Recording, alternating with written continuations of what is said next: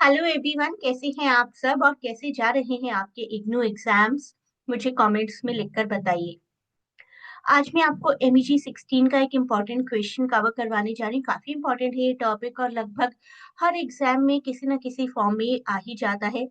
Sanskritisation and westernisation, बहुत ही detail में इस आंसर को समझेंगे और मैं अपने टेलीग्राम चैनल पर भी इस आंसर को अपलोड कर दूंगी। वो चैनल कैसे ज्वाइन कर सकते हैं आप, वो भी डिस्क्रिप्शन में मेंशन कर दूंगी, तो आपको कोई तकलीफ नहीं होनी चाहिए। There is a playlist also MEG 16 की, जिसमें अप्रोक्सीमेटली 9 to 10 टॉपिक्स हैं और क्वेश्चंस उन्हीं टॉपिक्स में से ही आते हैं। उस पूरी प्लेलिस्ट को भी देख लीजिए, अच्छी प्रिपरेशन हो जाएगी आपकी अपने आने वाले एग्जाम की।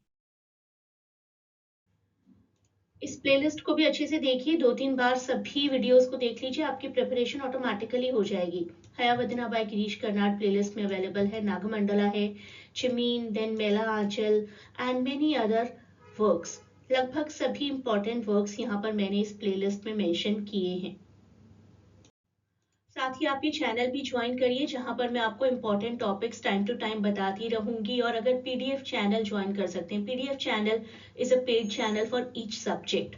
वो अगर आप ज्वाइन करते हैं तो वो किस तरीके से करना है और क्या पे करना है, that you will come to know through a personal communication. वो पर्सनल कम्युनिकेशन कैसे करना है उसका लिंक भी मैं आपको प्रोवाइड कर दूंगी। And this one is a general channel, जहां पर आपको टाइम टू टाइम कुछ कुछ टिप्स मिलते रहते हैं अपने एग्जाम्स के लिए। इसको भी आप ज्वाइन कर सकते हैं। इस चैनल पर सैंपल PDFs अवेलेबल है। टॉपिक को बहुत ही डिटेल में समझेंगे आराम से और बिल्कुल सिंपल तरीके से। संस्कृताइजेशन एंड वेस्टर्नाइजेशन, इसके लिए हमें सबसे पहले समझना होगा इंडियन सोसाइटी और उसके वर्ण सिस्टम को, जो कि हम जानते हैं ब्राह्मण, क्षत्रिय, वैश्य, शूद्र में डिवाइडेड थी। ये है हमारी सोसाइटी की सोशल हायरार्की और इसकी वजह से होती थी इनइक्वालिटी। लेकिन टाइम टू टाइम छोटे मोटे चेंजेस होते गए and the theory of sanskritization आई धीरे धीरे। और ये संस्कृताइजेशन आ तो रहा था सोसाइटी में, लेकिन इसको क्या कहते हैं और क्या इसकी कंसेप्चुअल अंडरस्टैंडिंग होगी, that was given to us by MN Srinivasa. तो सबसे पहले आपको ध्यान में रखना होगा कि संस्कृताइजेशन हुआ क्योंकि हमारी सोसाइटी डिवाइडेड थी इनटू वर्ण सिस्टम। तो इंडियन सोसाइटी ट्रेडिशनली ऑर्गेनाइज थी थ्रू द वर्ण सिस्टम। वर्ण सिस्टम जिसने लोगों को डिवाइड किया ब्राह्मण, क्षत्रिय, वैश्य, शूद्र में, ओवर टाइम सिस्टम काफी रिजिड होता चला गया होगा, जिसकी वजह से सोशल इनइक्वालिटीज बहुत ज्यादा आती गई। एंड MN श्रीवास्तव ने ये हमें कंसेप्ट दिया, कंसेप्ट टू एक्सप्लेन कि how Indian society changed over time, adapt हुई, क्या क्या कंसेप्ट्स आए धीरे धीरे और चेंजेस आए हमारी सोसाइटी में in the term of Sanskritisation. अब हम समझेंगे कि संस्कृताइजेशन है क्या। पहले जानते हैं श्रीनिवास जी को, who lived from 1916 to 1999। Indian sociologist and social anthropologist, जिन्होंने कल्चर पर, हिस्ट्री पर बहुत रिसर्चेस की हैं, स्टडी किया है उन्होंने सोशल स्ट्रक्चर को, कास्ट स्ट्रक्चर को, और फिर हमें टर्म्स प्रोवाइड किए संस्कृताइजेशन एंड वेस्टर्नाइजेशन। और डोमिनेंट कास्ट क्या होती है ये भी उन्होंने हमें बताया। तो we can say he is very popular for introducing all these concepts along with dominant caste. Dominant caste explain करती है कि किस तरीके से कुछ कास्ट ने पावर गेन की, अपना इन्फ्लुएंस बनाया इन अ रीजन। क्या क्या वजह रही होंगी कि किसी एक कास्ट को बहुत ज्यादा प्रायोरिटी मिल गई, बहुत ज्यादा प्रोमिनेंट हो गई वो कास्ट। रीजंस रहे होंगे land ownership, strength, numerical strength, even the physical strength of the particular caste, ऐसा भी हुआ है। और पॉलिटिकल पावर, अगर किसी पर्टिकुलर कास्ट की बहुत ज्यादा है तो वो अपने आप डोमिनेंट होती चली गई होगी। तो land ownership, strength and political power, ये सभी वो रीजन रहे होंगे जिसकी वजह से एक कास्ट डोमिनेंट हो गई और एक कास्ट डोमिनेट हुई। अभी हम उन रीजंस की डिटेलिंग में नहीं जा रहे हैं, अभी हम देख रहे हैं कि संस्कृताइजेशन आखिर क्या प्रोसेस है, इसको समझेंगे आज की वीडियो में। तो this is a term given by MN Srinivasa. Internal social process है ये एक, जिसमें लोअर क्लास अपने आप को इक्वल बनाने के लिए अपर क्लास को इमिटेट करती है। और क्या रहता है वो इमिटेशन का लेवल, रिलीजन एंड रिचुअल। तो अब ध्यान से समझते हैं। संस्कृताइजेशन एक इंटरनल प्रोसेस है, process of social change within Indian society. It refers to the way lower or middle caste try to improve their social status by adopting the custom, ritual, lifestyle, even dressing sense and job opportunities of upper caste. Upper caste के जैसा बनने की कोशिश करते हैं, Brahmins के जैसा specifically.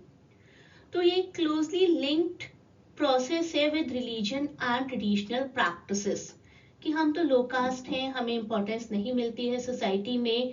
किसको मिलती है वो देखते हैं, और उन्हें क्यों मिलती है वो देखते हैं।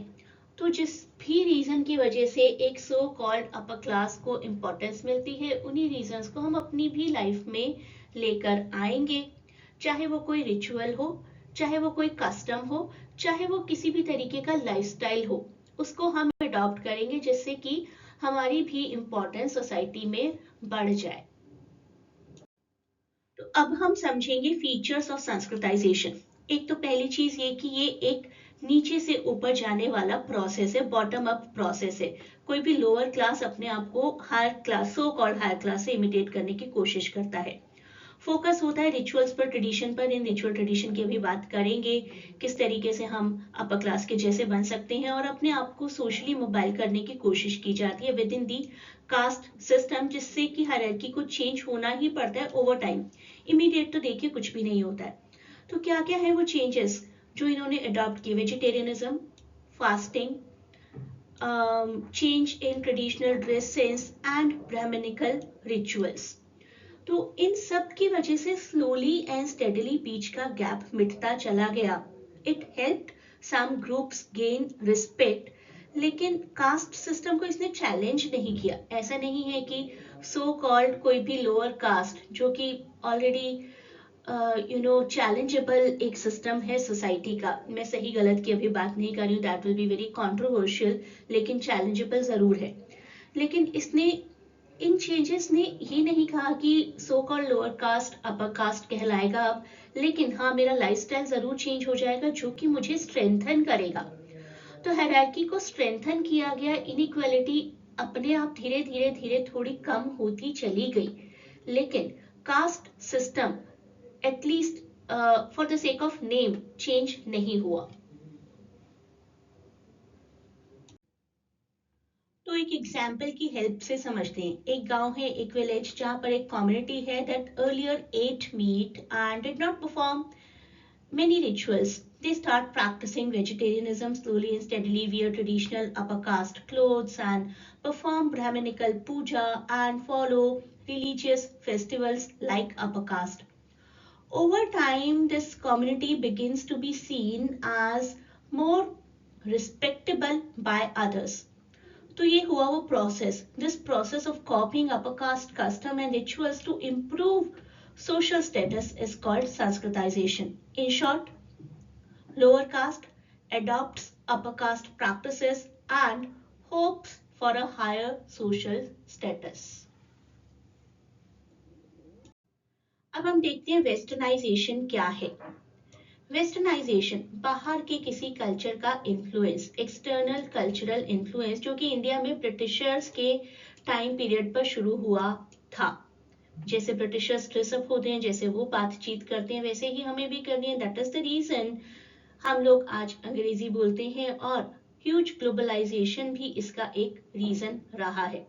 वेस्टर्न आइडियाज को फॉलो करने की एक इच्छा पूरी दुनिया में हर एक के अंदर होती है। तो westernization refers to adoption of western values, western institutions, western language, western culture, western lifestyle. In India, as I said, it began during the British colonial rule and expanded rapidly through modern education, globalization. Sanskritisation से थोड़ा हटकर, Sanskritisation अपनी ही society में, अपनी ही country में एक high class को follow करना हुआ। Westernization is influenced by forces outside Indian or your own country's context. अब फीचर्स देखिए वेस्टर्नाइजेशन के क्या है। वेस्टर्नाइजेशन को टेक्निकली अच्छा माना जाता है किसी कंट्री के लिए। It shows that there is a future for everyone through modern education, secular and rational logical outlook, और caste boundaries तो अपने आप ही हट जाती हैं. तो वेस्टर्नाइजेशन एक सो कॉल्ड इक्वलिटी लाने का वो प्रोसेस है जिसमें बहुत सारे इंस्टीट्यूशंस इंक्लूड होते हैं, schools, offices, colleges and all other educational institutions. Secularism को प्रमोट करता है क्योंकि रीजन रिलीजन की बात ही नहीं करता, इक्वालिटी की बात करता है, साइंटिफिक थिंकिंग होती है, इंडिविजुअल फ्रीडम होती है. और इम्पैक्ट किस किस चीज को करता है? एजुकेशन को, फैशन को, लैंग्वेज को, वर्क कल्चर को, सोशल बिहेवियर को. और it does not talk much about importance of caste. अब देखिए ये एग्जाम्पल हुआ वेस्टर्नाइजेशन का. वैसे वेस्टर्नाइजेशन ग्लोबल लेवल पर ओवरऑल एक कंट्री की भी हो सकती है. अभी मैं फैमिली का एग्जाम्पल ले रही हूँ. तो ट्रेडिशनल रूरल फैमिली है, सिंपल कपड़े, basic lifestyle, and same family modern urban life, western clothes, using laptop और स्मार्टफोन, इंग्लिश एजुकेशन.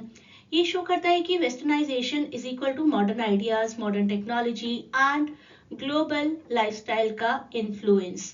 तो ट्रेडिशनल लाइफ और मॉडर्निटी का एक perfect transformation basically. So westernization is embracing modernity, English education, urban jobs, urban opportunities.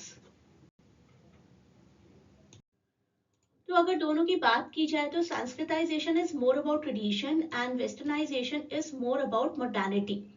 Although social mobility की दोनों बात करते हैं, दोनों ही कहते हैं जिस पोजीशन पर हम हैं उससे खुद को बदल देंगे, और दोनों ही कहते हैं कि आइडेंटिटी में चेंज आ जाएगा, और दोनों ही ने एक मॉडर्न आइडेंटिटी प्रोवाइड की हर इंसान को. लेकिन फिर भी अपने आप में जिस तरीके से मैंने बताया दोनों प्रोसेसेस डिफरेंट है. संस्कृताइजेशन में एक सो कॉल्ड लोअर क्लास एक सो कॉल्ड हायर क्लास को फॉलो करने की, इमिटेट करने की कोशिश करता है, और वेस्टर्नाइजेशन में एक भारतीय इंसान किसी दूसरी कंट्री के कल्चर को, एजुकेशन को, ड्रेस सेंस को, लैंग्वेज को फॉलो करने की कोशिश करता है. तो both are different but equally important. Sanskritization preserves Indian tradition and religious practices, while westernization introduces modern and global ideas, but I'll say together they shape the changing identity of India, Indian society, balancing tradition and progress of any country. यही answer मैं आपको थोड़ा सा detail में अपने Telegram channel पर provide कर दूंगी, और इस चैनल का लिंक मैं आप सभी को प्रोवाइड कर रही हूँ इन द डिस्क्रिप्शन. अगर आप पीडीएफ चाहते हैं तो there is a different process. PDF के लिए आपको पर्सनली कॉन्टैक्ट करना पड़ेगा, and that personal link also I am providing in the description. And other than this MEG के batches throughout the year run होते हैं, और आपको अगर किसी भी सब्जेक्ट का एमईजी 1 से 19 तक बैच ज्वाइन करना है for the upcoming exam of June और for the 2026 December, you can join. जितना टाइम से ज्वाइन करेंगे उतनी आपकी अच्छी प्रिपरेशन रहेगी. तो ये दो टेलीग्राम लिंक्स हैं जो कि आपके लिए इंपॉर्टेंट हैं. दिस इज द लिंक जहां पर कि आप पीडीएफ के लिए इंक्वायरी कर सकते हैं, और this is the common link for everyone जिसको आप ज्वाइन कर सकते हैं. आपको सैंपल पीडीएफ मिल जाएगी, और टाइम टू टाइम कुछ टिप्स मिलते रहेंगे अपनी एग्जाम्स की प्रिपरेशन के लिए.